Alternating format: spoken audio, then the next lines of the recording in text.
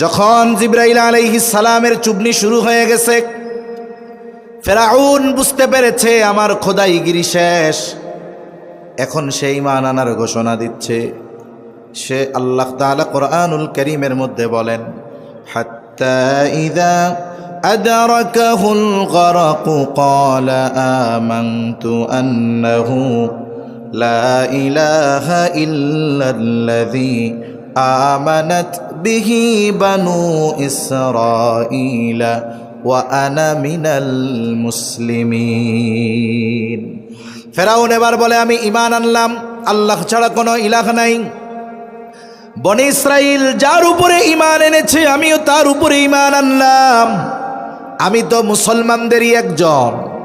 এত সুস্পষ্ট ঘোষণা, ঈমান আনার এই ঘোষণা দেওয়ার পরেও বলেন তো আল্লাহ তাআলা ফেরাউনের ঈমান কবুল করেছে নাকি?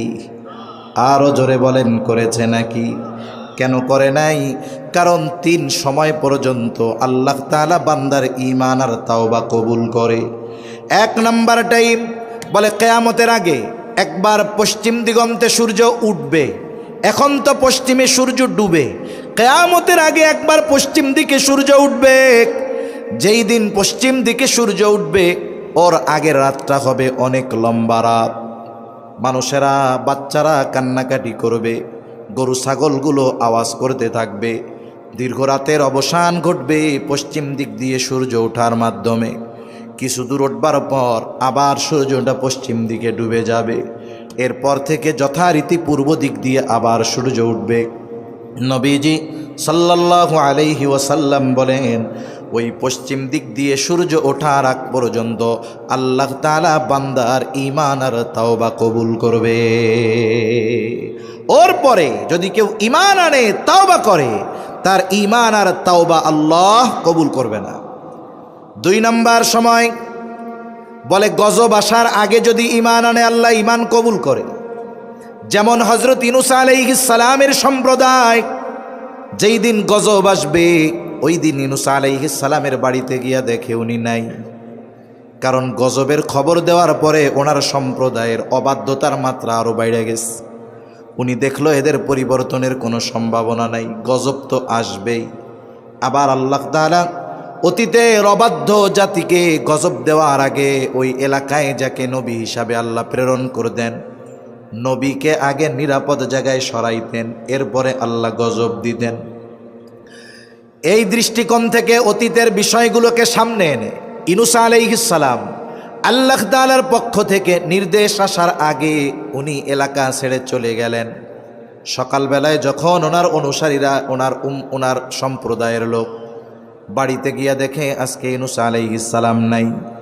কয়েকজনরে খুঁজতে পাঠাইছে, যাও একটু খুঁজা টুইজা দেখো আশেপাশে আছে নাকি। তারা চতুর্দিকে খুঁজে ফিরে এসে বলে, না, কোথাও কোনো খবর নাই। এইবার তাদের অন্তরের মধ্যে ভয় সৃষ্টি হয়ে গেল। এতকাল ইউনূসের উপরে এত জুলুম করেছি, এত যন্ত্রণা তাকে দিয়েছি, সে কখনো আমাদেরকে ছেড়ে যায় নাই। সত্যই মনে হয় গজব আসবে, এই জন্য গোসা হইয়া আমাদেরকে রাইখা সে চলে গেছে। তাদের মধ্যে ভয় কাজ করলো। তারা সকলে আল্লাহর কাছে তওবা করলো, ঈমান আনলো। এই ঈমান আনার কারণে তাদের উপরে যেই গজব আসার কথা ছিল, আল্লাহ তাআলা ঈমানকে কবুল করে তাদের উপরে আসন্ন গজবকে আল্লাহ উঠায় নিয়ে গেল। আরেকটা হলো, এটা প্রত্যেকটা ব্যক্তির নিজের সাথে সম্পৃক্ত সময়। রাসূলুল্লাহ সাল্লাল্লাহু আলাইহি ওয়াসাল্লাম বলেন, ইন্নাল্লাহা ইয়াকবালু তাওবাতাল আবদি হাত্তা মা লাম ইউগারগির। আল্লাহ তাআলা তার বান্দার তাওবা মৃত্যু যন্ত্রণা শুরু হওয়ার আগ পর্যন্ত আল্লাহ তাআলা কবুল করে। আল্লাহ রাব্বুল আলামিন মৃত্যু যন্ত্রণা শুরু হওয়ার আগ পর্যন্ত বান্দার তাওবা কবুল করে। এই 3 সময়। এখন বলেন তো, ফেরাউন ঈমান আনার ঘোষণা দিয়েছে গজব আসার আগে নাকি পরে? এই জন্য ফেরাউনের তাওবা আল্লাহ কবুল করে নাই। রাসূল আকরাম সাল্লাল্লাহু আলাইহি ওয়াসাল্লাম এই দুনিয়ায় আসার আগে, ঈসা আলাইহিস সালাম দুনিয়া থেকে আল্লাহ উঠায় নিয়ে যাওয়ার পরে, এই মধ্যবর্তী সময়ে তাওহীদের ধর্ম ছিল খ্রিস্ট ধর্ম। এটা ছিল বেশি প্রসিদ্ধ। সাথে সাথে ইহুদিরাও ছিল, আহলে কিতাব, খ্রিস্টান, ইহুদি এরা ছিল। ঈসা আলাইহিস সালামের ধর্মের অনুসারী ছিল বেশি। তবে এক জালেম বাদশাহ ছিল, এর নাম হলো ইউসুফ জুরনাওয়াজ। এই জালেম বাদশাহ নিজেরে খোদা দাবি করে বসছে। সাথে সাথে যেই মানুষগুলো ঈসা আলাইহিস সালামের ধর্মের উপরে চলত, এদেরকে সে হত্যা করে ফেলতো ফেরাউনের মতো। বাদশাহ ইউসুফ জুরনাওয়াজের দরবারে একজন জাদুকর ছিলেন, উনি বৃদ্ধ হয়ে গেছেন। উনি বাদশার কাছে বলতেছে, বাদশাহ, আমার জন্য একজন মেধাবী বালকের ব্যবস্থা করেন, যেই বালককে আমি আমার জাদুবিদ্যা শিক্ষা দিয়ে যাব। আমার মৃত্যুর পরে আমার এই অর্জিত জ্ঞানের দ্বারা যেন আপনি উপকৃত হতে পারেন, আমি তাকে এই জ্ঞানগুলো শিক্ষা দিয়ে যেতে চাই। সারা দেশ খুঁজে একজন বালককে বাছাই করা হলো জাদুকরের থেকে জাদু শেখার জন্য। বালকের জন্য রাজ দরবারে বিশেষ ব্যবস্থা করা হলো। সব ব্যবস্থাপনা তার জন্য আছে। প্রতিদিন কিছু সময় সে জাদুকরের কাছে গিয়া জাদুবিদ্যা শিখে আসতো।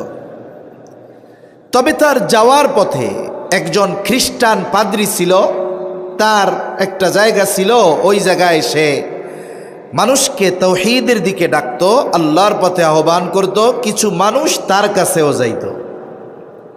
উৎসুক বালক চিন্তা করলো, আমার তো জাদুকরের কাছে যাওয়া ছাড়া, শেখা ছাড়া আর কোনো কাজ নাই। আমি দেখি তো এই লোকটা মানুষকে কি শেখায়। ও এইবার ওই পাদ্রীর কাছেও যায়, জাদুকরের কাছেও যায়। পাদ্রীর বিষয়গুলোও তার খুব দিলে ধরছে। একটা সময় মোটামুটি আল্লাহর প্রতি সে ঈমান আনছে, কিন্তু সে বাদশার হাতে তো বাধা, এজন্য জাদুকরের কাছেও যায়, আবার এই পাদ্রীর কাছেও যায়। তবে দুইটা জিনিস থেকে যে কোনো একটা জিনিসই তো বাস্তবে হক হবে, ঠিক কিনা বলেন?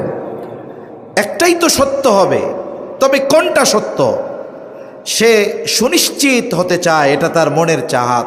এই সুযোগও একদিন এসে গেল। একদিন সে যাচ্ছে, যাওয়ার পথে একটা বাঘ চলাচলের পথের উপরে বসে আছে, পথ ঘিরে বসে আছে একটা বাঘ।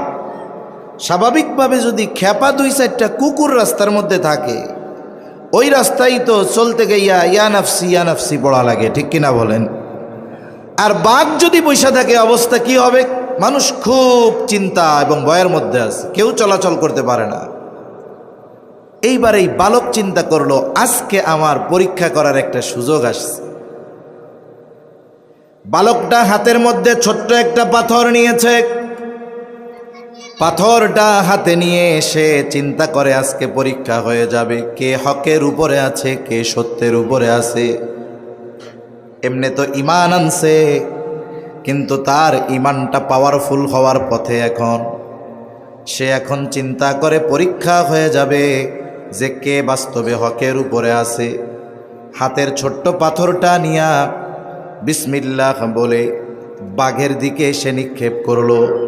আর মনে মনে চিন্তা করতেছে, যদি এই পাথরের আঘাতে বাঘ সরে যায়, তাহলে পাদ্রীর ধর্ম হক, এ ব্যাপারে কোনো সন্দেহ নাই। এইবার সেই কথা চিন্তা করে পাথর নিক্ষেপ করে দিল, যে কার ধর্ম, পাদ্রী কি হকের উপরে আছে কিনা। এইবার ছোট্ট পাথরটা বিসমিল্লাহ বলে যখন বাঘের দিকে নিক্ষেপ করেছে, ছোট পাথরের আঘাতে বাঘটা মারা গেছে।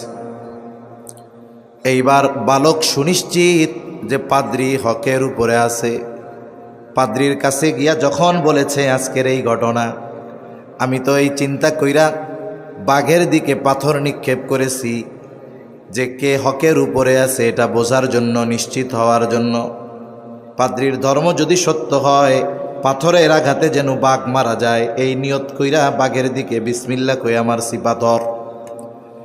এখন তো এই কথা বইলা মারার পরে বাঘটা মারা গেছে। এইবার পাদ্রী বুঝতে পেরেছে, এই বালক ঈমানের সর্বোচ্চ স্তরে অবস্থান করতেছে, তার ঈমান কামেল হয়ে গেছে। পাদ্রী এবার ওই বালককে বলে, বালক তোমার ঈমান পূর্ণ হয়ে গেছে, অচিরেই তোমার সামনে কঠিন পরীক্ষা আসবে। তুমি যদি পরীক্ষায় পড়ে যাও, মুসিবতে পড়ে যাও, আমার নামটা তুমি বাদশার কাছে প্রকাশ করবা না। কারণ বান্দার উপরে ঈমানের স্তরের আলোকে আল্লাহর পক্ষ থেকে পরীক্ষা আসে। অনেক সময় দেখেন না, অনেক বড় আলেম, তার উপরে জুলুম বেশি, ঠিক কিনা কন? আমরা যারা সিপাই সাপাই আছি, এগো উপরে কোনো জুলুম টুলুম নাই। আবার অনেকে এইটাও কয়, ওনাদের খালি জেল জুলুম হয় কেন, আমাদের তো হয় না। বলে বেটা, ওনার মতো ঈমান তো তোর নাই, এই জন্য তোর উপরে জুলুম আসে না, ঠিক কিনা কন? রাসূলুল্লাহ সাল্লাল্লাহু আলাইহি ওয়াসাল্লাম বলেন, আশাদ্দুন নাসি বালাআল আম্বিয়া সুম্মাল আমসালু ফাল আমসাল। সবচাইতে কঠিন পরীক্ষা হলো পয়গম্বর আলাইহিমুস সালামদের উপর, কারণ তারা ঈমানের দিক দিয়ে শীর্ষে, এই জন্য তাদের উপরে মুসিবত পরীক্ষা সবচাইতে বড়। সুম্মাল আমসালু ফাল আমসাল, এরপরে যত স্তর নিচে যায় ঈমানের আলোকে তাদের উপরে মুসিবত আসে। পাদ্রী বলে, বালক তোমার ঈমান তো কামেল হয়ে গেছে, অচিরেই তুমি কঠিন পরীক্ষার সম্মুখীন হয়ে যাইবা। তোমার উপরে যখন মুসিবত আসবে, খবরদার তুমি আমার নামটা কিন্তু প্রকাশ করবা না। এইবার বালক রাজ দরবারে যেইখানে থাকতো, ওই বালকের সাথে বাদশার একজন মন্ত্রী থাকতো, উজির থাকতো, যে ছিল জন্মান্ধ। বালক এইবার ওই উজিরের সাথে সম্পর্ক ভালো, উজির চোখে দেখে না, তার বড় আফসোস, যাহারে এত সুন্দর দুনিয়ার নাজ নেয়ামত আমি চোখে দেখতে পাই না। তার খুব আশা যদি তার চোখটা ভালো হয়ে যাইত। বালক এইবার বলে, তোমার চোখ ভালো হয়ে যাবে যদি তুমি আমার কথা মাইনা নাও। এইবার ওই বালক ওই উজিরে বলতেছে, উজির তোমার চোখ ভালো হয়ে যাবে যদি তুমি আমার কথা মানো, আর বিষয়টা গোপন রাখবা, সাথে সাথে আল্লাহর উপরে ঈমান আনবা। বলে হ্যাঁ ঠিক আছে। এবার বাদশা ওই বালকটা আল্লাহর কাছে দোয়া করেছে, উজিরের চোখ ভালো হয়ে গেছে। উজির তো আল্লাহর প্রতি ঈমান আনছে, আর বলছে খবরদার তুমি বিষয়গুলো গোপন রাখবা। পরের দিন যখন উজির রাজ দরবারে গেছে, আগের দিন ছিল কানা, আজকে হয়ে গেছে বালা, সব দেখে। বাদশাহ ইউসুফ জুরনাওয়াজ উজিরে জিজ্ঞাসা করে, কি ব্যাপার, তুই না কালকেও অন্ধ ছিলি, আজকে চোখে দেখোস কেমনে, তোর চোখ ভালো হইল কেমনে? বলে আমার আল্লাহ আমার চোখ ভালো করে দিস। ইউসুফ জুরনাওয়াজ বলে, আমি তোর আল্লাহ, আমি তো তোর চোখ ভালো করি নাই, ক কোন আল্লাহ তোর চোখ ভালো করছে ক। এইবার জুলুম শুরু হয়ে গেছে। একটা সময় উজির বইলা দিছে, তোমার যে জাদু শিখতে যেই বালকটারে রাখছিলা, ওর নামটা ফাঁস করে দিছে, যে ওর মাধ্যমে আমার চোখ ভালো হইছে, ও এক আল্লাহর উপরে ঈমান এনেছে, আমিও এক আল্লাহর উপরে ঈমান এনেছি। বাদশাহ চিন্তা করে, হায় রে, আমার ঘরে থাইকা আমার খাইয়া আমার বিরুদ্ধে অভিযান, ওরে তো আর বাঁচায় রাখা যাবে না। এইবার বাদশার সাথে শুরু হয়ে গেল বালকের লড়াই। বাদশাহ চিন্তা করে, ও যদি বেঁচে থাকে তাহলে আমার খোদাইগিরি চলবে না। বাদশার সবচাইতে বড় প্রতিপক্ষে পরিণত হয়ে গেল এই বালক। কি করতে হবে? বলে এরে দুনিয়া থেকে শেষ করে দেওয়া লাগবে। এইবার এক গ্রুপ দিয়া তাকে হত্যা করার জন্য পাঠায়া দিছে পাহাড়ের উপরে, উঁচু পাথরের পাহাড় থেকে তাকে ফেলে দেওয়া হবে। সে নিচে পড়ে যাবে, পাথরের আঘাতে ছিন্ন বিচ্ছিন্ন হয়ে মারা যাবে। তা যারা নিয়ে গেছে তারে মারার জন্য আল্লাহ পাহাড়ের মধ্যে কম্পন সৃষ্টি করে দিছে। সবগুলা পইড়া মইরা শেষ। আল্লাহ তাআলা বালককে হেফাজত করছে। সুস্থ অবস্থায় বালক বাদশার দরবারে হাজির। বাদশাহ ওরে দেখা বলে, কিরে, তোরে না মাইরা ফেলাইতে পাঠাইলাম, তুই এইখানে গে। বলে, তোর সাথে যাদেরকে পাঠাইছিলাম তারা কই? বলে, তারা সব শেষ, তুই বাঁচলি কেমনে? বলে, আমাকে বাঁচিয়েছেন আমার আল্লাহ। যার যারে ভালো লাগে না তার কথা যদি ওর সামনে উচ্চারণ করেন তাইলে দেখবেন যতবার নাম শুনবে ততবার কলিজার মধ্যে কেমন জানি আগুন জ্বলা উঠবে, ঠিক না? আগুন জ্বলা উঠবে। বাদশাহ আর এক গ্রুপকে দায়িত্ব দিছে, যাও ওরে সমুদ্রের মধ্যে ফালায়া দিয়ে আসবা, সমুদ্রের প্রাণীর খাবার হয়ে যাবে। এইবার এক গ্রুপ তারে নৌকা নিয়া গভীর সমুদ্রের মধ্যে চলে গেছে। আল্লাহ তাআলা সমুদ্রের মধ্যে ঢেউ উঠায়া দিয়েছে, ঝড় উঠায়া দিছে। যারা মারতে নিয়ে গেছে তারা সমুদ্রে পড়ে মরে শেষ। আল্লাহ তাআলা তাকে সুস্থ অবস্থায় তীরে পাঠায়া দিছে। কারণ আল্লাহু আকবার। সুস্থ অবস্থায় বালক বাদশার সামনে হাজির। বাদশাহ এবার বলে, কিরে তোরে না মারতে পাঠাইলাম, তুই এখন কিভাবে আসলি? আর তোরে যাদের সাথে পাঠাইছি তারা কোথায়? বলে তারা সব শেষ, তুই বাঁচলি কেমনে? বলে আমাকে বাঁচিয়েছেন আমার আল্লাহ। বাদশার সামনে যে নিজেরে খোদা দাবি করতেছে, ওর সামনে যখন আল্লাহর কথা বলবে তখন ওর তো আর সহ্য হবে না। ফেরাউনের কাছে যখন আল্লাহ তাআলা মূসা আলাইহিস সালাম আর হারুন আলাইহিস সালাম দুইজনের দায়িত্ব দিছে, যাও তোমরা, ফেরাউন তো সীমা লঙ্ঘন করে ফেলছে, তোমরা দুইজন গিয়া তার দাওয়াত দাও। সে নিজের রব দাবি করতেছে, তোমরা তাকে গিয়ে এক রবের দাওয়াত দাও। ফেরাউন আমি আপনি আল্লাহরে যত চিনি তার চাইতে বেশি ভালো চিনত ফেরাউন। এজন্য সে দিনের বেলা নিজে বলতো আনা রব্বুকুমুল আলা, আর রাতের বেলা পা উপরে দিয়া মাথা নিচে দিয়া আল্লাহরে কইতো, আল্লাহ আমি জানি তুমি রব, কিন্তু আমি দুনিয়া চাই। তাইলে ফেরাউন আমার আপনার চাইতে আরো ভালো চিনে না আল্লাহরে? এবার মূসা আর হারুন আলাইহিস সালাম দুইজন গিয়া দাওয়াত দিচ্ছে, এক রবের দাওয়াত। ওর ভাব ভঙ্গি কি, জবাব কি? বলে ক্বালা ফামার রব্বুকুমা ইয়া মূসা, হে মূসা তোমাদের রব সে আবার কে? তার মানে নিজে মানুষের সামনে নিজেকে রব দাবি করে, এক আল্লাহর কথা যখন তাকে বলা হয় তার আর সহ্য হয় না। ইউসুফ জুরনওয়াজ যখনই বলে আমাকে বাঁচিয়েছেন আমার আল্লাহ, তার সহ্য হয় না। এইবার মারার নেশায় সে বিভোর। কোনো সময় জালেমের অবস্থা এমন হয়ে যায়, জালেম যখন সর্বোচ্চ সীমা লঙ্ঘন করে ফেলে, প্রতিশোধের নেশায় উদ্বুদ্ধ হয়ে উঠে, অনেক সময় ওই জালেম এমন সিদ্ধান্ত নেয় যেটা ওই জালেমের চূড়ান্ত পতনের কারণ হয়ে যায়। এর নজির 1000 বছর আগে যাওয়া লাগে না, অতীত নিকটে যদি আমি আপনি খেয়াল করি, এই রকম জালেমের চূড়ান্ত পতনের দৃষ্টান্ত আছে না নাই? আছে। আল্লাহ কুরআনুল কারীমে এরকম অনেক জালেমের পতনের দৃষ্টান্ত দিয়েছেন। এই যে ফেরাউনের অধপতনের যেই ধ্বংসের যেই ঘটনা আল্লাহ কোরআনে বয়ান করছে, যখন আল্লাহ তাআলা মূসা আলাইহিস সালামকে বললেন যে বনি ইসরাইলদের নিয়ে মিশর ছেড়ে চলে যাও, মূসা আলাইহিস সালাতু ওয়াস সালাম রাতের আধারে বনি ইসরাইলীদেরকে নিয়ে মিশর ত্যাগ করার উদ্দেশ্যে রওনা হয়ে গেলেন। পথ চলতে চলতে পৌঁছায় গেলেন লোহিত সাগরের পাড়ে। রাত এখনো শেষ হয়ে যায় নাই, নদী পার হওয়ার কোনো ব্যবস্থা নাই, সমুদ্র পাড়ি দেওয়ার কোনো ব্যবস্থা নাই।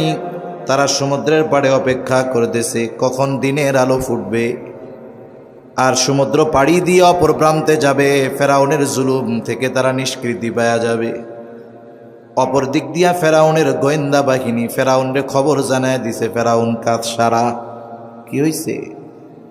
বলে মূসা তো বনি ইসরাইলদেরকে নিয়ে মিশর সাইডা চলে যায়। শত্রু হাত ছাড়া হয়ে গেল, শত্রুরে ছাড় দেওয়া যাবে না। তাফসীরের মধ্যে আসছে 6 লক্ষ সশস্ত্র সৈন্য নিয়ে ফেরাউন পিছনে ধাওয়া করছে। এদিক দিয়া আস্তে আস্তে রাতের আধার কাটতেছে, দিনের আলো ফুটে উঠতেছে। ফেরাউন 6 লক্ষ সশস্ত্র সৈন্য নিয়ে বনি ইসরাইলদের ঘিরা ধরছে। অবস্থা এমনভাবে সৈন্যবাহিনীকে সে সুসজ্জিত করেছে, 3 দিক দিয়া ঘিরে ধরেছে। একদিকে সমুদ্র, হয়তো বনি ইসরাইলীরা ফেরাউন ও তার সৈন্য সামন্তের অস্ত্রের আঘাতে মরবে, অথবা সমুদ্রের পানিতে পড়া মরবে, বাঁচার কোনো উপায় নাই। এইরকমও আমাদের দেশের 3 দিকে নব্য ফেরাউনের গোষ্ঠী আছে না নাই? আরো জোরে কোন আছে না নাই? 3 দিক দিয়া ঘিরা আছে, বলে পালাবা কোথায়? একদিকে বঙ্গোপসাগর। আমরাও বলি যেই আল্লাহ ফেরাউনের জুলুম থেকে বনি ইসরাইলদের সমুদ্র পাড়ি দেওয়ার ব্যবস্থা করে দিয়েছে, বলেন তো সেই রব এখনো আছে না নাই? বলে তোমাদের কি হবে? আমরাও বলি রব যা চায় তাই হবে। 3 দিক দিয়ে ঘিরে ধরছে, দিনের আলো ফুটে উঠছে, রাত কেটে গেছে। বনি ইসরাইলিরা এবার পেছন দিকে তাকায় দেখে যে ফেরাউন তার সৈন্যবাহিনী নিয়ে তাদের দিকে ধেয়ে আসতেছে। ফেরাউন তার বাহিনী নিয়ে তাদের দিকে ধেয়ে আসতেছে। বলেন তো ওই পরিস্থিতিতে তাদের অবস্থা কি হবে? একটু আগে ভাবছিল কোনো মতে সমুদ্র পাড়ি দিতে পারলে বাইচা গেলাম, এখন তো আর বাঁচার উপায় নাই। একদিকে সমুদ্র আর 3 দিক দিয়ে তারা, বাঁচার উপায় নাই। তাদের সাথে লড়াই করে বাঁচবো, আমাদের সাথে তো অস্ত্র নাই। ওই অবস্থার কথা আল্লাহ তাআলা কোরআনুল কারীমের মধ্যে বর্ণনা করেন। সূরা শুআরার মধ্যে আল্লাহ তাআলা বলেন, ফালাম্মা তারাআল জামআনি ক্বালা আসহাবু মূসা ইন্না লামুদরাকুন। আল্লাহ তাআলা বলেন, যখন একদল অপর দলকে দেখতে পাইল, ফেরাউনের বাহিনী মূসা আলাইহিস সালাম আর তার উম্মতদেরকে দেখে, আর বনি ইসরাইলেরও দেখে যে ফেরাউন তার বাহিনী আসতেছে, 2 দলের মধ্যে দেখা দেখি হয়ে গেছে। মূসা আলাইহিস সালামের উম্মতেরা এবার সর্বোচ্চ হতাশ। তারা চিন্তা করছে আমাদের আর কোনো বাঁচার উপায় নাই। এই জন্য মূসা আলাইহিস সালামকে বলতেছে, ইন্না লামুদরাকুন, মূসা আমরা ধরা পড়ে গিয়েছি। বলেন তো এখনো ধরা পড়ছে নাকি? জোরে কোন, পড়ছে? ঘুম আসতেছে নাকি আপনাদের? আর একটা তাকবীর দাম তো, নারায়ে তাকবীর। আরো জোরে, নারায়ে তাকবীর। মাশাআল্লাহ, এই তো চলবে। এখনো ধরা পড়ে নাই, কিন্তু ধরা পড়ে গিয়েছি। ইন্না লামুদরাকুন, আমরা ধরা পড়ে গেছি, নিশ্চয় আর বাঁচার উপায় নেই। কেন? অনেক সময় অনেকে বিপদে পড়ে এলাকার মুরব্বীদের কাছে দৌড় দিয়ে আসে না? আইসা কি কয়, ও কাকা আমি মইরেই গেছি। তুই বেটা মরলে কথা কস কেমনে? তার মানে তার সামনে যে বিপদ, এই বিপদটা এত ভয়াবহ, এটা যদি তার উপরে আসে তার বাঁচার কোনো উপায় নাই। আসন্ন বিপদের ভয়াবহতা অনুধাবন করে বিপদ আসার আগেই বলে আমরা মরে গেছি, ধরা পড়ে গেছি। মূসা আলাইহিস সালাম বনি ইসরাইলীদের নেতা, প্রত্যেকটি নবী তার উম্মতের নেতা। আমাদের নেতা মুহাম্মাদুর রাসূলুল্লাহ সাল্লাল্লাহু আলাইহি ওয়াসাল্লাম। মনে রাখতে হবে, নেতা নির্বাচনের ক্ষেত্রে সর্বোচ্চ সতর্কতা অর্জন করতে হবে। সর্বোচ্চ সতর্কতা রাখা জরুরি। কেন? বলে কিয়ামতের দিন শুধু আমাকে ডাকা হবে না, আমি হৃদয় দিয়ে যার নেতৃত্ব গ্রহণ করেছিলাম তাকে সহ আমাকে ডাকা হবে। আমি মূলত যাকে নেতা হিসাবে ধরেছি তাকে সহ আমাকে ডাকা হবে। আল্লাহ তাআলা বলেন, ইয়াউমা নাদউ কুল্লা উনাসিম বিইমামিহিম, প্রত্যেকটা মানুষকে তার নেতা সহ ডাকা হবে, ইমাম সহ ডাকা হবে। আমরা ইমাম বলতে তো মসজিদের ইমাম বুঝি, মূল নেতার কথা বাদ দেন। যদি শুধু আমার ইমাম সহ আমার ডাকে, আমাকে বাঁচার উপায় নাই, ঠিক কিনা বলেন? ইমাম প্রথমেই বলবে আমার ওজিফা বেতন ঠিক মতো দেয় নাই, আমাকে আমার মেম্বারে হক কথা কইতে দেয় নাই, আমি ওকে নেতা হইলাম কেমনে? তাহলে মূল নেতৃত্ব যারটা আমি গ্রহণ করেছি তাকে সহ আমাকে কিয়ামতে ডাকা হবে। আমার আপনার নেতা যদি সেই দিন মুহাম্মাদুর রাসূলুল্লাহ হয়ে যায়, বলেন তো কোনো চিন্তা আছে নাকি? চিন্তা নাই। নেতৃত্বের কিছু গুণাবলী আছে, এর মধ্যে অন্যতম একটি গুণ হলো প্রত্যেকটি নেতা তার কর্মীর জন্য নিবেদিত প্রাণ হবেন। তার কর্মী, তার অনুসারীরা বিপদে পড়লে এই মুসিবতে রেখে তিনি পালিয়ে যাবেন না। কিন্তু আমরা দেখি যখন বিপদে পড়ে কর্মীরা সব মরে, নেতারা ইউরোপ আমেরিকায় গিয়া বিলাসী জীবনযাপন করে, ঠিক কিনা কম? কেন করে জানেন? খোঁজ নিয়ে দেখবেন আমাদের দেশে সবাই না, বিপুল সংখ্যক নেতাদের পরিবার দেশে থাকে না, সব বিদেশে। কোনো বড় বড় অধিকাংশ নেতার সন্তানেরা এই দেশে লেখাপড়াও করে না। কেন করে না জানেন? জানে ঢাকা ইউনিভার্সিটিতে যদি আমার ছেলেরে পড়তে দেই ও সন্ত্রাস হবে, শিক্ষিত হবে না, ঠিক কিনা কন? এজন্য নেতাদের সন্তানদের পড়াবে বিদেশে, টাকা পয়সা যা করার দরকার সব বিদেশে করবে। জানে মুসিবত আসলে এগুলারে থুইয়া আমার ওই জায়গায় ভাগতে হবে। এজন্যই দেখেন না, পতন হওয়ার আগ থেকেই নেতারা হিজরত করা শুরু করে দিচ্ছিলেন, ঠিক কিনা বলেন? কিন্তু যারা অনুসরণকারী কর্মী, এরা এতটুকু চিন্তা কেন করে না? যারা মুসিবতে আমাদেরকে ফেলে, আমাদেরকে বিপদের মধ্যে ফেলে, যারা এই দেশ থেকে পালিয়ে গিয়ে আরামে বসবাস করে, ওরা বাস্তবিক অর্থে নেতৃত্ব দেওয়ার যোগ্যতা রাখে না, ঠিক কিনা বলেন? যদি এরা কর্মী বান্ধব নেতা হতো, জীবন দিয়ে দিত, সামনে দাঁড়িয়ে যেত, বুকে বুলেট পেতে নিত, তবুও পলায়ন করতো না, ঠিক কিনা বলেন? এজন্য জাগতিক জগতেও যদি নেতা ধরেন, একটু বাইসা শুনে ধরেন যে আপনি বিপদে পড়লে সে আপনার পাশে দাঁড়াবে কিনা। মুসা আলাইহিস সালাম বনি ইসরাইলীদের নেতা, ঝিমিয়ে পড়া কর্মীর অন্তরে জাগ্রত করার জন্য নেতাদেরকে আল্লাহ তাআলা এক যোগ্যতা দেয়, সেটা হলো বক্তৃতা দেওয়া। আল্লাহ তাআলা প্রত্যেকটা নবীকে এই যোগ্যতা দিয়েছেন। মুসা আলাইহিস সালামকে যখন ফেরাউন শিশুকালে পরীক্ষা করতে চেয়েছে যে আসলে ও আমার দুশ্মন কিনা, এক পাশে রাখছে স্বর্ণ, আর এক পাশে রাখছে আগুন। স্বর্ণের দিক হাত গেছে, ফিরিস্তা ইসা কয় ওই দিকে দিস না, আগুনে দে। আগুন ধরছে। স্বাভাবিকভাবে তৎক্ষণাৎ যদি কোনো আগুন লাগে, গরম লাগে, আমরা জিব্বায় দেই। আগুনের ওই তাপসহ কয়লাসহ ওনার ঠোঁটের মধ্যে লাগছে, বাসার মধ্যে একটু জড়তা আসছে। যখন নবুয়ত দেওয়ার কথা আল্লাহ তাআলা বলেছে, আল্লাহ তাআলার কাছে মুসা আলাইহিস সালাম এই জড়তা দূর করার জন্য ফরিয়াদ করেছে, দোয়া করছে যে আমার জবানের মধ্যে আপনি তারাক্কি দেন, স্পষ্টতা দান করেন। এজন্য প্রত্যেকটা নবীকে আল্লাহ তাআলা বলার যোগ্যতা দিয়েছে।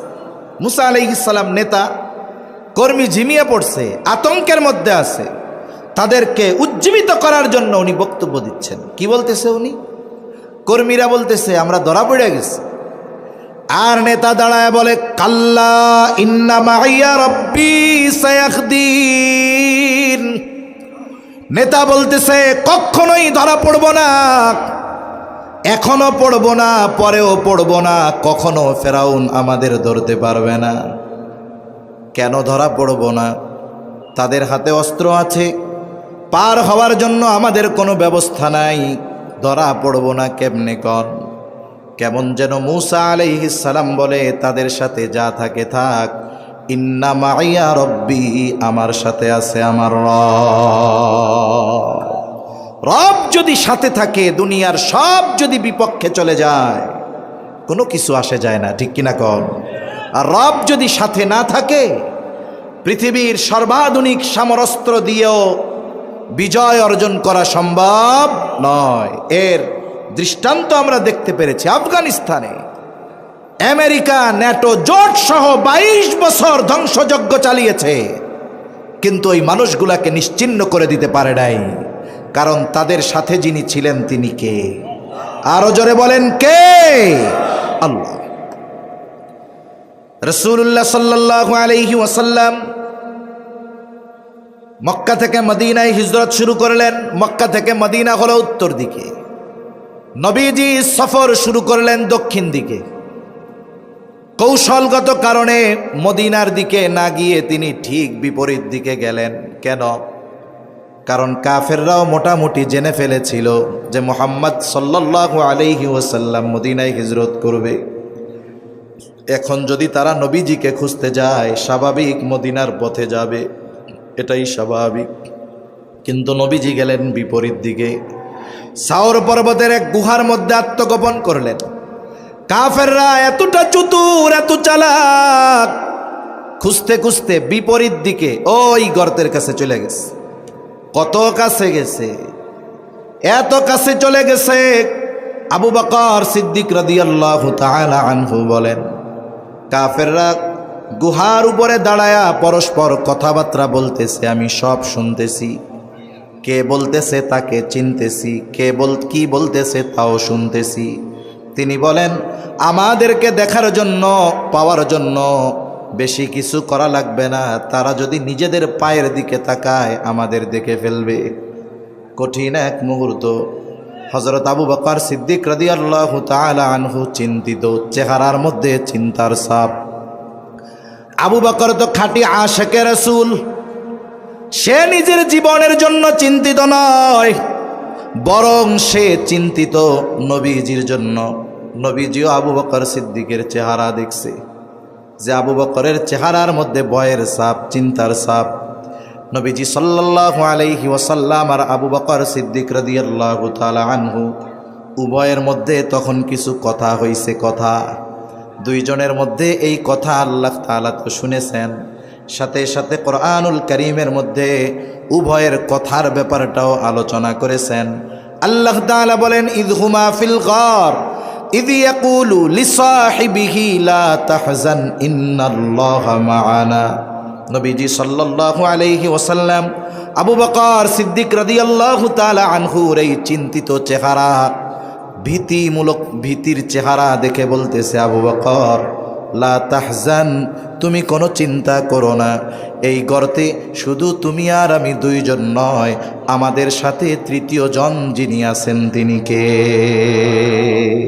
আরো জোরে বলেন, কে আছে? আল্লাহ আছে। শত্রু একেবারে কাছে। হুঁশ হারা হয় না, হিম্মত হারা হয় না, কারণ আমাদের সাথে আল্লাহ আছে। এক কথা থেকে অপর দিকে লম্বা কথা হয়ে যাইতেছে।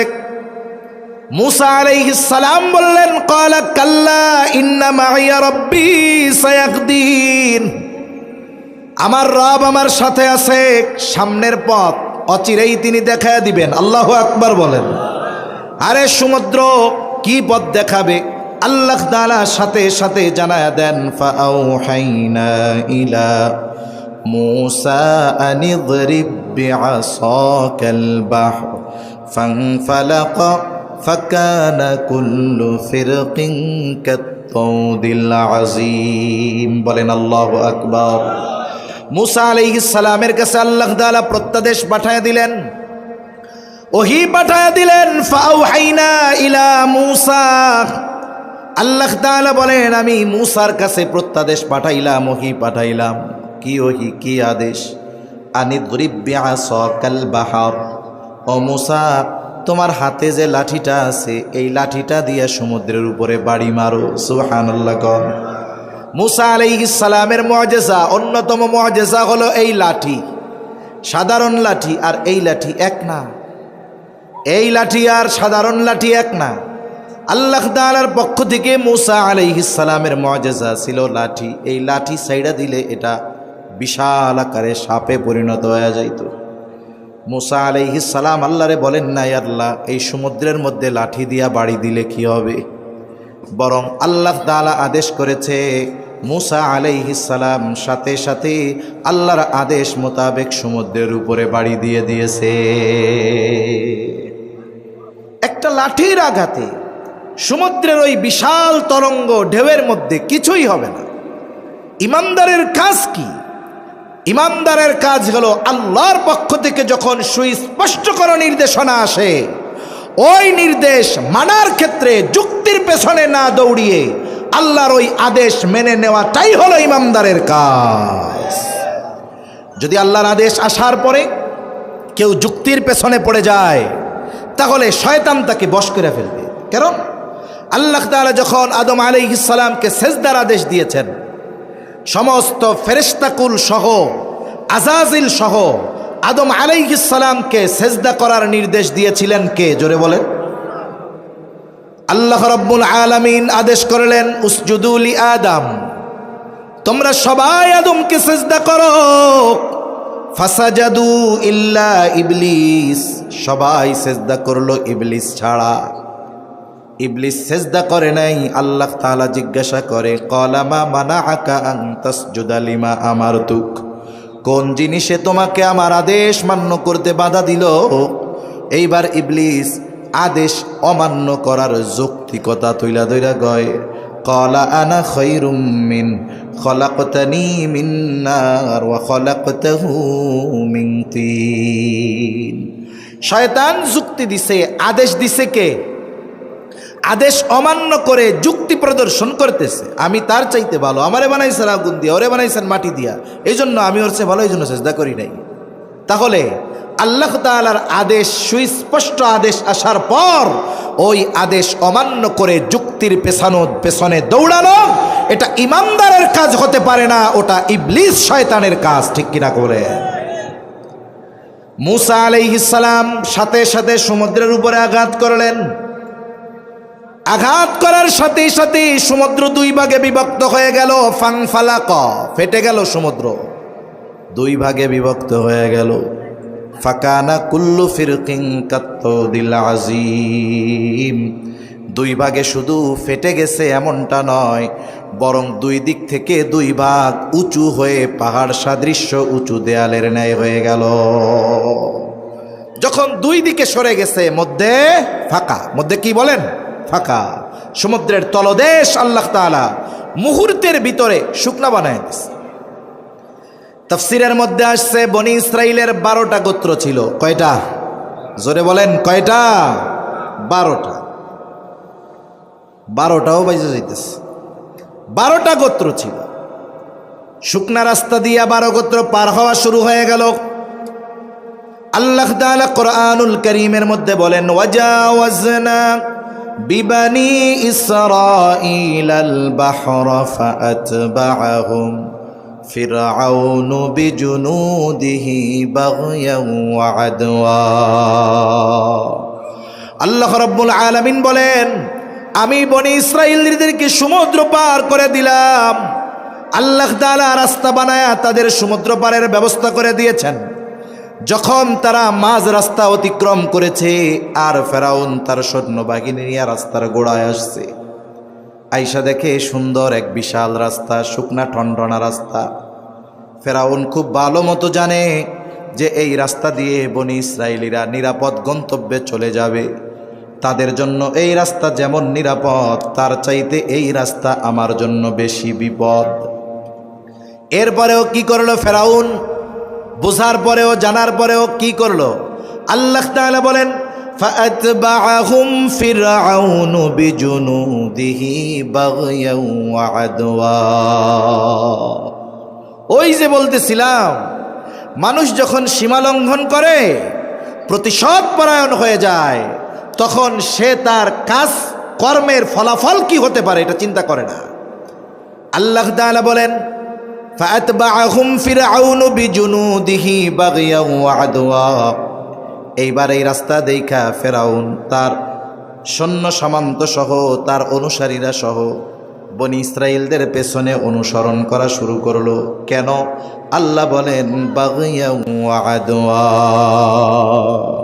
সীমা লঙ্ঘন করে শত্রুতা বশত বনি ইসরাইলীদেরকে সমূলে নিশ্চিহ্ন করে দেওয়ার নেশায়, হত্যার নেশায়, রক্তের নেশায় যখন সে তার সৈন্য সামন্ত সহ বনি ইসরাইলীদের পেছনে অনুসরণ করা শুরু করছে, মূসা আলাইহিস সালাম তার উম্মতদেরকে নিয়ে ওই পাড়ে উঠে গেছে, আর ফেরাউন তার বাহিনী নিয়ে পৌঁছায় গেছে মাঝ দরিয়ায়। বলেন তো, রাস্তা আল্লাহ যাদের জন্য বানাইছে তাদের ব্যবহার শেষ, এখন আর রাস্তার দরকার আছে? জোরে বলেন, আছে? নেই। আল্লাহ তাআলা পানিকে আদেশ করলেন, পানি তুমি আগের অবস্থায় ফিরে যাও।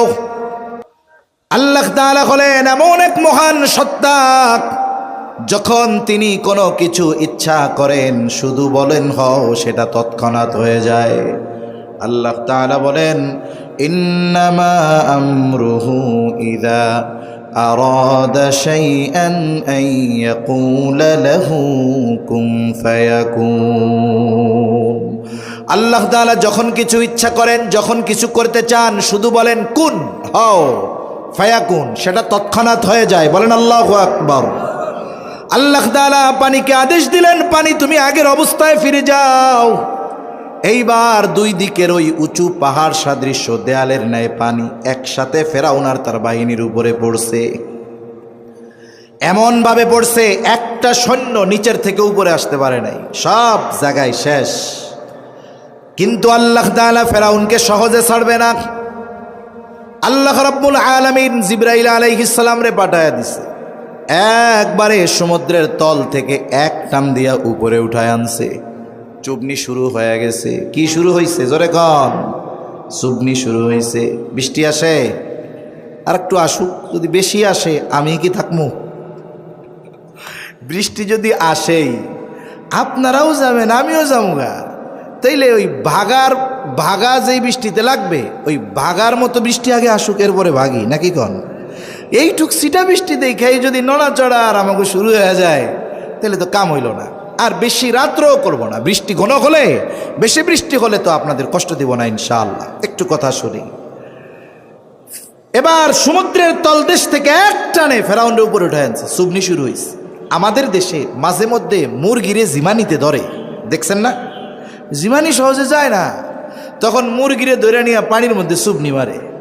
3-4 চুবনি পুকুরের মধ্যে দেওয়ার পরে মুরগিটারে ছাইড়া দিলে, এইবার ফেরাউনরে নিয়ে আসছে উপরে। ওই রকম চুবনি দেওয়া শুরু হয়েছে। যেমন 10 চুবনি খাওয়ার পরে মুরগির ওম ভাঙা যায়, মুরগি এক ঝাড়া দিয়া কয় এখন আমি ঠিক হয়ে গেছি। যখন জিবরাইল আলাইহিস সালামের চুবনি শুরু হয়ে গেছে, ফেরাউন বুঝতে পেরেছে আমার খোদাইগিরি শেষ। এখন সে ঈমান আনার ঘোষণা দিচ্ছে। সে আল্লাহ তাআলা কোরআনুল কারীমের মধ্যে বলেন, হাত্তা ইযা আদরাকাহুল গরকু ক্বালা আমানতু আন্নাহু লা ইলাহা ইল্লাল্লাযী আমানাত বিহি বানু ইসরাঈলা ওয়া আনা মিনাল মুসলিমিন। ফেরাউন এবার বলে, আমি ঈমান আনলাম, আল্লাহ ছাড়া কোনো ইলাহ নাই। বনি ইসরাইল যার উপরে ঈমান এনেছে আমিও তার উপরে ঈমান আনলাম। আমি তো মুসলমানদেরই একজন। এত সুস্পষ্ট ঘোষণা, ঈমান আনার এই ঘোষণা দেওয়ার পরেও বলেন তো আল্লাহ তাআলা ফেরাউনের ঈমান কবুল করেছে নাকি? আরো জোরে বলেন, করেছে নাকি? কেন করে নাই? কারণ 3 সময় পর্যন্ত আল্লাহ তাআলা বান্দার ঈমান আর তাওবা কবুল করে। 1 নাম্বার টাইম বলে কিয়ামতের আগে একবার পশ্চিম দিগন্তে সূর্য উঠবে। এখন তো পশ্চিমে সূর্য ডুবে, কিয়ামতের আগে একবার পশ্চিম দিকে সূর্য উঠবে। যেই দিন পশ্চিম দিকে সূর্য উঠবে, ওর আগের রাতটা হবে অনেক লম্বা রাত। মানুষেরা, বাচ্চারা কান্নাকাটি করবে, গরু ছাগলগুলো আওয়াজ করতে থাকবে। দীর্ঘ রাতের অবসান ঘটবে পশ্চিম দিক দিয়ে সূর্য ওঠার মাধ্যমে। কিছু দূর উঠবার পর আবার সূর্যটা পশ্চিম দিকে ডুবে যাবে। এরপর থেকে যথারীতি পূর্ব দিক দিয়ে আবার সূর্য উঠবে। নবীজি সাল্লাল্লাহু আলাইহি ওয়াসাল্লাম বলেন, ওই পশ্চিম দিক দিয়ে সূর্য ওঠার আগ পর্যন্ত আল্লাহ তাআলা বান্দার ঈমান আর তাওবা কবুল করবে। ওর পরে যদি কেউ ঈমান আনে, তাওবা করে, তার ঈমান আর তাওবা আল্লাহ কবুল করবে না। 2 নাম্বার সময় বলে গজব আসার আগে যদি ঈমান আনে, আল্লাহ ঈমান কবুল করে। যেমন হযরত ইউনূস আলাইহিস সালামের সম্প্রদায়, যেই দিন গজব আসবে ওই দিন ইউনূস আলাইহিস সালামের বাড়িতে গিয়া দেখে উনি নাই। কারণ গজবের খবর দেওয়ার পরে ওনার সম্প্রদায়ের অবাধ্যতার মাত্রা আরও বেড়ে গেছে। উনি দেখলো এদের পরিবর্তনের কোনো সম্ভাবনা নাই, গজব তো আসবেই। আবার আল্লাহ তাআলা অতীতের অবাধ্য জাতিকে গজব দেওয়ার আগে ওই এলাকায় যাকে নবী হিসাবে আল্লাহ প্রেরণ করে দেন, নবীকে আগে নিরাপদ জায়গায় সরাইতেন, এরপরে আল্লাহ গজব দিতেন। এই দৃষ্টিকোণ থেকে অতীতের বিষয়গুলোকে সামনে এনে ইউনূস আলাইহিস সালাম আল্লাহ তাআলার পক্ষ থেকে নির্দেশ আসার আগে উনি এলাকা ছেড়ে চলে গেলেন। সকালবেলায় যখন ওনার অনুসারীরা, ওনার সম্প্রদায়ের লোক বাড়িতে গিয়া দেখে আজকে ইউনূস আলাইহিস সালাম নাই, কয়েকজনরে খুঁজতে পাঠাইছে, যাও একটু খুঁজা টুইজা দেখো আশেপাশে আছে নাকি। তারা চতুর্দিকে খুঁজে ফিরে এসে বলে না, কোথাও কোনো খবর নাই। এইবার তাদের অন্তরের মধ্যে ভয় সৃষ্টি হয়ে গেল। এতকাল ইউনূসের উপরে এত জুলুম করেছি, এত যন্ত্রণা তাকে দিয়েছি, সে কখনো আমাদেরকে ছেড়ে যায় নাই। সত্যই মনে হয় গজব আসবে, এই জন্য গোসা হইয়া আমাদেরকে রাইখা সে চলে গেছে। তাদের মধ্যে ভয় কাজ করলো। তারা সকলে আল্লাহর কাছে তওবা করলো, ঈমান আনলো। এই ঈমান আনার কারণে তাদের উপরে যেই গজব আসার কথা ছিল, আল্লাহ তাআলা ঈমানকে কবুল করে তাদের উপরে আসন্ন গজবকে আল্লাহ উঠায় নিয়ে গেল। আরেকটা হলো, এটা প্রত্যেকটা ব্যক্তির নিজের সাথে সম্পৃক্ত সময়। রাসূলুল্লাহ সাল্লাল্লাহু আলাইহি ওয়াসাল্লাম বলেন, ইন্নাল্লাহা ইয়াকবালু তাওবাতাল আবদি হাত্তা মা লাম ইউগারগির। আল্লাহ তাআলা তার বান্দার তাওবা মৃত্যু যন্ত্রণা শুরু হওয়ার আগ পর্যন্ত আল্লাহ তাআলা কবুল করে। আল্লাহ রাব্বুল আলামিন মৃত্যু যন্ত্রণা শুরু হওয়ার আগ পর্যন্ত বান্দার তাওবা কবুল করে। এই 3 সময়। এখন বলেন তো, ফেরাউন ঈমান আনার ঘোষণা দিয়েছে গজব আসার আগে নাকি পরে? এই জন্য ফেরাউনের তাওবা আল্লাহ কবুল করে নাই। যেই কথা থেকে গেলাম, প্রথমে বাদশাহ ইউসুফ জুরনাওয়াজের যেই ঘটনা বলতেছিলাম, যে যখন মানুষ প্রতিশোধ পরায়ণ হয়ে যায়, সীমা লঙ্ঘন করে বসে, রক্তের নেশা যখন সে পেয়ে বসে, এমনও কিছু কাজ সে করে বসে, ওই কাজের পরিণতি তার কি হতে পারে সেটা সে চিন্তাও করে না। এইবার ইউসুফ জুরনাওয়াজ তো বালকটারে মারার জন্য পেরেশান, কেমনে হত্যা করা যায়। বালকটা এবার বলতেছে, বাদশাহ তুমি নিজের পদ্ধতি অবলম্বন করে আমাকে মারতে পারবা না। আমারে যদি মারতে হয় তাহলে আমার পদ্ধতি অনুযায়ী তোমার মারতে হবে। বাদশার চিন্তা হলো, ওরে মারতে পারলে রাস্তা ক্লিয়ার, কিন্তু মারলে কি পরিণতি হতে পারে এটা আর চিন্তা করে নাই। এইবার বলে, বলো তোমারে কেমনে মারা যাবে।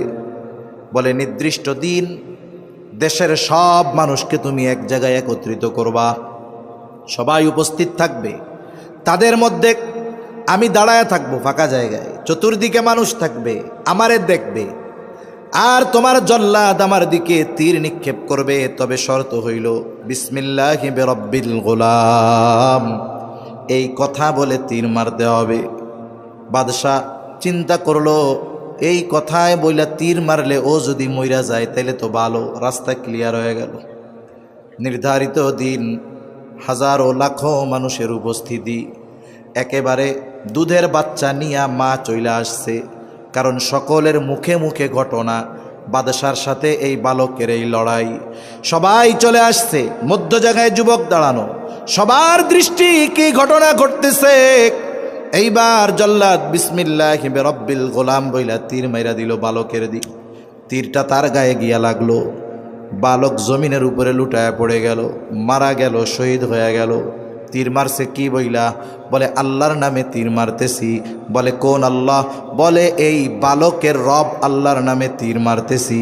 এই কথা বলে তীর মারার সাথে সাথে বালক যখন জমিনের উপরে লুটিয়ে পড়ে গেছে, শহীদ হয়ে গেছে, উপস্থিত সব মানুষ সমস্বরে ঘোষণা দিয়া দিল, আমানতু বিরব্বিল গোলাম। প্রত্যেকেই বলতেছে আমিও এই বালকের রবের উপরে ঈমান আনলাম। এখন বলেন তো, তীরের আঘাতে এই বালক মারা গেছে, তবে এই বালক কি হেরে গেছে নাকি? সে মৃত্যুর মাধ্যমে তার কাঙ্ক্ষিত সফলতা অর্জন করেছে। এজন্য হয়তো ওই জালেম ইহুদি গোষ্ঠী আমার গাজ্জার মুসলমান ভাইদেরকে হয়তো হত্যা করে ফেলবে, তারা শাহাদাতের দরজা পাবে, কিন্তু তাদেরকে কখনো পরাজিত করা সম্ভব হবে না। কারণ জিহাদের ময়দানে ইমানদার যখন আল্লাহর জন্য লড়াই করতে যায়, সে হারে না, হয়তো সে গাজী হয়, নয়তো সে মৃত্যুর মাধ্যমে শাহাদাতের অমীয় সুধা পান করে। ঠিক কিনা বলেন?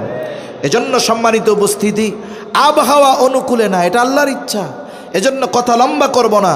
আমি আরও কিছু কথা বলার নিয়ত করছিলাম, কিন্তু পরিবেশ পরিস্থিতি, লম্বা কথা দরকার নাই, শিক্ষা শুধু এতটুকুই নিয়ে রাখি যে আমরা যদি দ্বীনের জন্য, ইসলামের জন্য, আল্লাহর জন্য জালেমের সাথে লড়াই করে মরেও যাই, হয়তো মৃত্যু হবে কিন্তু আমরা পরাজিত হব না। এজন্য আমাদের প্রস্তুতি নিতে হবে, নিজেদের মধ্যে অনৈক্য দূর করে ঐক্যের যেই দেয়াল এটা গড়ে তুলতে হবে। আমাদের মধ্যে যেই অনৈক্যের বীজ এটাকে উপড়ে ফেলতে হবে, ঐক্যের বীজ বপন করতে হবে। আমরা এক কালিমার ভাই, 250 কোটি মুসলমান, আমরা যদি আল্লাহর জন্য, দ্বীনের জন্য একত্রিত হই, আমরা যদি আওয়াজ তুলি, আমরা যদি লড়াইয়ের জন্য প্রস্তুত হয়ে যাই, কারণ আমরা তো জানি আমরা যদি জিহাদের ময়দানে, যুদ্ধের ময়দানে আল্লাহর জন্য লড়াই করে মরে যাই, আমরা হেরে যাব না, ঠিক কিনা বলেন? ওরা সম্পদের জন্য, টাকার জন্য, ক্ষমতার জন্য লড়াই করে, আর ইমানদার আল্লাহর জন্য লড়াই করে, এবং এই জন্যই তারা জিতলে গাজী, মরলে হয় শহীদ, ঠিক কিনা বলেন? এজন্য সম্মানিত উপস্থিতি, গাজা করে অমানবিক যেই নির্যাতন চালিয়ে যাচ্ছে, এই পৃথিবীর যত দেশ আছে তাদের মধ্যে যারা সর্বোচ্চ সমর্থন দিয়ে সহযোগিতা করতেছে অস্ত্র দিয়ে, ওই দোসর আমাদের চতুর্দিকে 3 দিকে আছে না নাই? জোরে বলেন, আছে না নাই? এজন্য আমাদেরকে এবং আমাদের আগামী প্রজন্মকে এই নব্য ইসরায়েলি যারা আছে এদের সাথে হয়তো লড়াইয়ের ময়দানে যাওয়া লাগতে পারে। এজন্য এখন থেকেই মানসিকভাবে আমরা নিজেরা ও আগামী প্রজন্মকে প্রস্তুত করব তো ইনশাআল্লাহ। আল্লাহ সুবহানাহু ওয়া তাআলা তৌফিক দান করেন, সকলে বলি আমিন। আল্লাহ তাআলা, আল্লাহ রসুল সাল্লাল্লাহু আলাইহি ওয়াসাল্লাম বলেছেন, কিয়ামতের আগে কাফেররা তোমাদেরকে ঘিরে ধরবে। কেমনে? বলে যেমনিভাবে খাবারের দিকে মানুষ চতুর্দিকে ঘিরে খাবারকে গ্রাস করে নিতে চায়, ওই রকমভাবে কাফেররাও তোমাদের গ্রাস করে নিতে চাবে। সাহাবা একরাম বলল, ইয়া রাসূলুল্লাহ, আমরা কি সংখ্যায় তখন কম হব? নবীজি বললেন, না, কম হবা না। তবে কেন এরকম অবস্থা হবে? 2টা জিনিসের কারণে। একটা হলো তোমাদের মৃত্যুর ভয় আর দুনিয়ার মহব্বত। এই 2টা কারণে তারা তোমাদের উপরে চেপে বসবে। এজন্য আমরা আল্লাহর জন্য মৃত্যুকে এটা আমাদের জন্য সৌভাগ্যের বিষয় মনে করব, আর দুনিয়া উপার্জন করব ঠিক বৈধভাবে, কিন্তু এই দুনিয়ার উপার্জন করতে গিয়ে আল্লাহর হুকুম, আহকাম এগুলোর অমান্য আমরা কখনো করব না। এই 2টা বিষয় যদি আমরা ঠিক রাখতে পারি, মুসলমান যদি সংখ্যায় কম হয়, যারা মৃত্যুকে ভয় পায় না, তাদের সামনে যদি অস্ত্র নিয়ে কাফের মুশরিক চলে আসে, তাদের কোনো টেনশন নাই। কিন্তু যদি আমরা মৃত্যুকে ভয় পাই, তাহলে আমরা পিছু হটব, তাহলে আমাদের উপরে আল্লাহ তাআলা লাঞ্ছনা চাপিয়ে দিবে, বঞ্চনা চাপিয়ে দিবে, জুলুমের শিকার হতে হবে। আর যদি দাঁড়িয়ে যেতে পারি, ইনশাআল্লাহ সংখ্যায় যত হোক ওরা পিছু হটবে ইনশাআল্লাহ। আর এরা যত জুলুম করুক না কেন, চূড়ান্ত বিজয় মুসলমানদের হবে, এটা আল্লাহর ঘোষণা, আল্লাহর রসুলের ঘোষণা। আজ অথবা কাল হয়তো সেই বিজয় আমরাও দেখতে পারি, না হলে আমাদের পরবর্তী প্রজন্মের মাধ্যমে হবে, কিন্তু ওই বিজয়ী কাফেলার শামিল যেন আমরা হতে পারি, এজন্য নিজেদেরও প্রস্তুত করা, আগামী প্রজন্মকেও ওইভাবে প্রস্তুত করা, যেন আমাদের পরবর্তীতে যদি ওই কাফেলার সাথে তারা মিলতে পারে, তারা যেন তাদের সাথে মিলে ইসলাম বিজয়ের সাক্ষী হতে পারে। আল্লাহ আমাদের এবং আমাদের আগামী প্রজন্মকে এইভাবে গড়ে তোলার তৌফিক আল্লাহ দান করেন, সকলে বলি আমিন। আলি মুহাম্মাদিন কামা সাল্লাইতা আলা ইব্রাহিম ওয়া আলা আলি ইব্রাহিম ইন্নাকা হামিদুম মাজিদ। اللهم بارك على محمد وعلى آل محمد كما باركت على إبراهيم وعلى آل إبراهيم إنك حميد مجيد। মুতাহের সর্দার 2000 টাকা আল্লাহ কবুল করুক। আলহামদুলিল্লাহি রাব্বিল আলামিন ওয়াল আকিবাতু লিল মুত্তাকিন ওয়াসসালাতু ওয়াসসালামু আলা খায়রি খালকিহি মুহাম্মাদিন ওয়া আলা আলিহি ওয়া আসহাবিহি আজমাইন। ربنا ظلمنا أنفسنا وإن لم تغفر لنا وترحمنا لنكونن من الخاسرين. ربنا آتنا في الدنيا حسنة وفي الآخرة حسنة وقنا عذاب النار. ربنا لا تزغ قلوبنا بعد إذ هديتنا وهب لنا من لدنك رحمة إنك أنت الوهاب. رب العالمين, গভীর রাত পর্যন্ত কিছু দিনই কথা বলবার পর গুনাহ মাখা হাত আমরা তুলে ধরেছি। আয় আল্লাহ, যে যেখান থেকে হাত উঁচু করেছি সকলের বিগত জীবনের সব ধরনের গুনাহগুলো মাফ করে দেন। আয় আল্লাহ, মা বোনেরাও এসেছে, তাদেরকেও মাফ করে দেন। আয় আল্লাহ, খাস করে আমাদের আত্মীয় স্বজন যে যেখানে আছে মাফ করে দেন। আয় আল্লাহ, যারা দুনিয়া ছেড়ে চলে গেছে তাদের মাফ করে দেন। খাস করে আশেপাশে যত কবরস্থান আছে, যত মুমিন মুমিনাত শায়িত আছে, আল্লাহ সকলের কবরগুলো আপনি জান্নাতের টুকরো বানায়া দেন রব্বুল আলামিন। খাস করে আজকের এই মাহফিল আপনি কবুল করেন। আয় আল্লাহ, আশরাফুল উলুম হাফিজিয়া কওমি নুরানি মাদ্রাসার এই মাহফিল কবুল করেন, মাদ্রাসাকে কবুল করেন। খাস করে আপনার বান্দারা মাদ্রাসাকে মোহাব্বত করে যে যেভাবে সহযোগিতা করেছে আল্লাহ, টাকা দিয়ে, সিমেন্ট দিয়ে, দাম দিয়ে, আয় আল্লাহ পরামর্শ দিয়ে, ছাত্র দিয়ে, আয় আল্লাহ যে যেভাবে সহযোগিতা করেছে করে, সকল প্রকার সাহায্য সহযোগিতা আপনি কবুল আর মঞ্জুর করে নেন রব্বুল আলামিন। সকলকে উত্তম প্রতিদান আপনি দান করেন। মাদ্রাসার যত প্রয়োজনীয়তা আছে গায়বী খাজানা থেকে ব্যবস্থা করে দেন। মাদ্রাসার ওস্তাদ ছাত্র কমিটি যারা আছে সকলকে কবুল করে নেন আল্লাহ। এই মাদ্রাসা সহ তামাম দুনিয়ার সকল দ্বীনি মাদারেসগুলা সকল ষড়যন্ত্র চক্রান্ত থেকে হেফাজত করেন রব্বুল আলামিন। খাস করে আমরা যারা হাত উঁচু করেছি আল্লাহ, আমাদের মধ্যে হয়তো অনেকের মা নাই, অনেকের হয়তো বাবা নাই, অনেকে হয়তো নিজের হাতে মোহাব্বতের মা বাবাকে কবরে শোয়ায় রাখছে আল্লাহ। দুনিয়ার অপর প্রান্তে আমেরিকার খবর মুহূর্তের ভিতরে পাওয়া যায়, দেখা যায়। 3 হাত মাটির নিচে মোহাব্বতের মা বাবার কবরের খবর দেখা যায় না, জানা যায় না। আয় আল্লাহ, গুনার কারণে যদি কারো মা বাবার কবরে আযাব হয়, আমাদের মধ্যে যাকে পছন্দ, যারা আমল পছন্দ, তারা আমলের ওসিলায় ওই মা বাবার কবরের আযাব আল্লাহ আপনি মাফ করে দেন। কবরগুলো জান্নাতের টুকরো বানায়া দেন। কিয়ামতের দিন হিসাব সহজ করে জান্নাতের ব্যবস্থা আপনি করে দিয়েন। যাদের মা বাবা বেঁচে আছে সুস্থ দীর্ঘ নেক হায়াত আল্লাহ আপনি দান করেন। যাদের সন্তান অবাধ্য আছে সন্তানগুলারে আপনি বাধ্য করে দেন। আমাদের স্ত্রী সন্তান আমাদের জন্য চক্ষু শীতলকারী হিসাবে কবুল করেন। যাদের বিবাহযোগ্য কন্যা আছে উত্তম দিনদার পাত্রের ব্যবস্থা আল্লাহ আপনি করে দেন। আয় আল্লাহ, মা বোনদের কবুল করে নেন, পর্দা নিশিন বানায় দেন। 5 ওয়াক্ত নামাজ যথাযথভাবে আদায় করার তৌফিক আল্লাহ আপনি দান করেন। আয় আল্লাহ, বেনামাজিদের নামাজি বানায়া দেন। সুন্নাতবিহীন মানুষগুলাকে আপনি সুন্নাতওয়ালা বানায়া দেন।